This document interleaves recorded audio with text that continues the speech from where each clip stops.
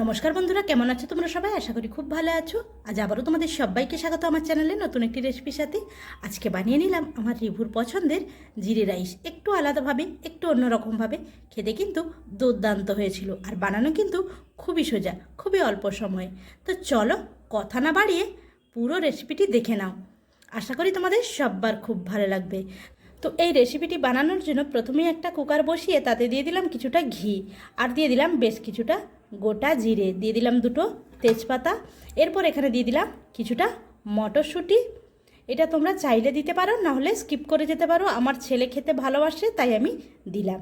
একটু নাড়াচাড়া করে নিলাম, দিয়ে একটা বাটি মেপে 2 বাটি আমি চাল নিয়ে নেব। আর চালটা আমি ধুয়ে এইভাবে দিয়ে দিলাম।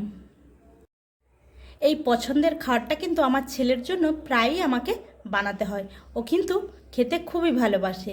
তো দেখো, চালটা দেওয়ার পর একটু নাড়াচাড়া করে নিয়েছি। আর যেহেতু 2 বাটি আমি চাল নিয়েছি, এখানে আমি 4 বাটি মেপে জল নিয়েছি। ব্যাস, 4 বাটি জল দেওয়ার পর একটু নেড়ে নিলাম। দিয়ে দিলাম পরিমাণ মতো নুন, আর এখানে দিলাম কিছুটা মিষ্টি। এটা অবশ্যই যে যেমন পছন্দ করো সেই মতো দিতে পারো।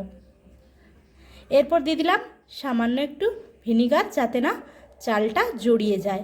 এরপর 4টে সিটি এখানে আমি দিয়ে দিলাম।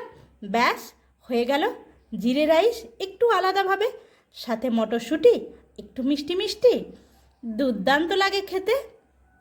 আর খুবই অল্প সময়ে হয়ে যায়। আর দেখো, একটুও কিন্তু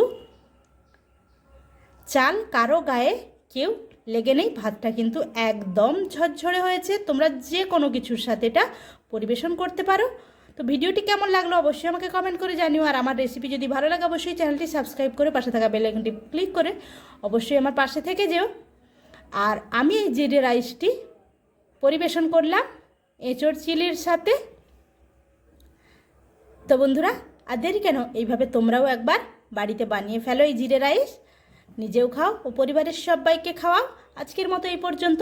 আবারও দেখা হবে অন্য কোনো দিন অন্য কোনো রেসিপির সাথে। সবাই ভালো থেকো, সুস্থ থেকো। টাটা।